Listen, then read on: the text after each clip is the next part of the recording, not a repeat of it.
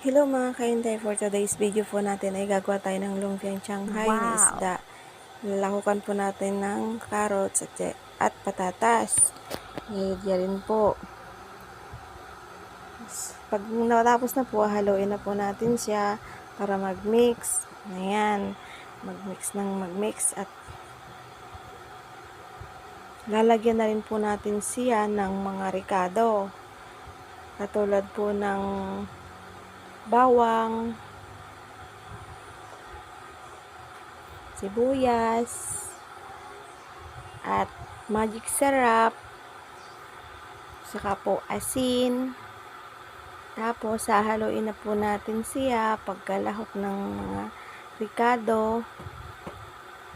Pahabulan ko na po siya din ng paminta, nalimutan ko po eh. Tapos konti lang po para hindi po masyadong